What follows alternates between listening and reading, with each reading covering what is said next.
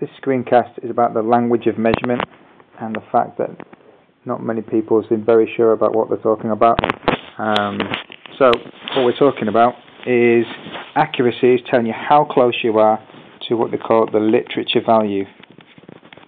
And this is the value that is accepted by the scientific community. Percentage error on is the flip side of this, and this is telling you how far away you are from that literature value. So it's really talking about the same thing. Precision is talking about how close results are. So this is how close repeated results are. Okay? So you could talk about precision of data or the precision of results, but you're talking about when they really should be identical, how close are they coming out? That's a high level of precision. Resolution. So resolution is telling you how many decimal places you have on your balance or whatever piece of apparatus. So if you compare something like this, 0.1 against 0.001, 0.001 has a greater resolution. Okay? This does mean precision is often mistaken for resolution in the new terminology. You can't, for example, have a balance that is precise. You can't have one result that is precise, because by definition precision means you're comparing more than one result. I've put sensitivity in brackets. Sensitivity and resolution are very, very close.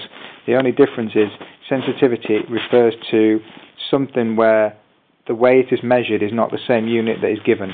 So for example, if you had an electric temperature probe, so maybe it measures something in volts, and it converts it into degrees C, so you may get like degrees C per volt. So not necessarily what the input is and the output is the same. That's enough spoken about that. It's very, very rarely required, and I don't expect to be anyone using it. A systematic error, this is when you're doing something wrong, and you're doing it wrong every time. So it doesn't matter how often you repeat your results, or you'll repeat your experiment, then you'll always get it wrong. So for example, the classic one is the parallax idea that you read in the thermometer not at eye level.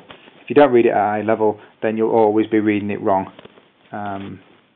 A random error, on the other hand, this is when you read, let's say you go onto a balance and it says like 0.035 grams, and yet it fluctuates around and you get 0.0, and it might go up to 3.7, or it might go down to 3.3 or something like that, and it's moving around and jumping around. We'd say that's random error.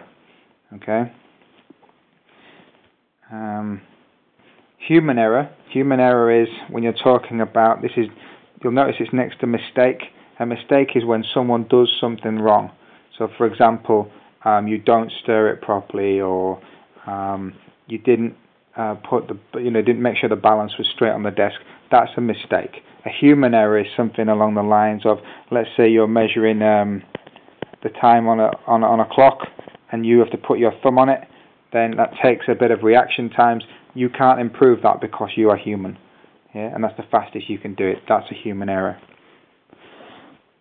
Repeatability means it can be repeated by me. So I'll get the same results if I do it. Reproducibility, same results by someone else.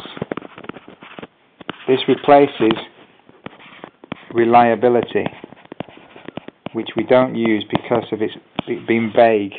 So we don't use reliability anymore because some people think it means trustworthy or repeatable or precise, so we don't use it. Uncertainty, this is the value you will get on a piece of apparatus, plus minus value, that tells you that the value it is measuring is within that range. So you might get plus or minus 0.1 grams on a balance. Okay, and generally speaking, you have as digital is the smallest readable digit, and analog ones are half the smallest readable digit. Okay, so when you take one single value off a reading, so let's say I read 5 grams plus or minus 0.1. Well, actually, technically speaking, it would be 5.0, wouldn't it, grams, to keep the levels of significance the same.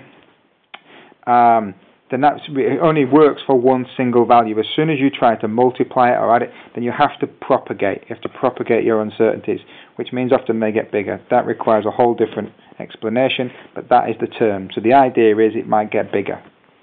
All right. when we're talking about range, what we're saying is once you've propagated your errors, you've done things with your values, and you've averaged and got an answer. So let's say I take, just using this example here, we said 5 grams.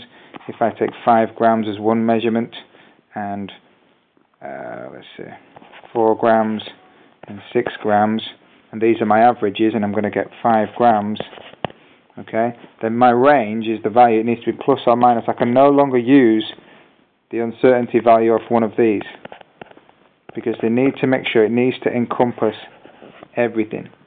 Your average answer needs to say, I got it, and it was all the stuff was in there. So for example, this would have to be, if this was 0.1, and this was 0.1, and this was 0.1, then in theory that could go down to 3.9, couldn't it?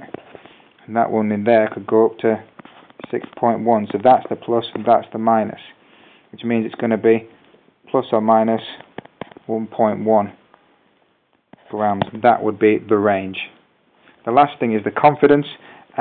This can be done qualitatively, or it's just referring to, do you think your answer is true, which obviously we are very skeptical about anyway in achieving, but you should really be referring to your accuracy and your precision. If it's accurate and precise, then there's a good chance it's true. Okay, the last one I suppose we should mention is validity. Validity talks about, have you been logical?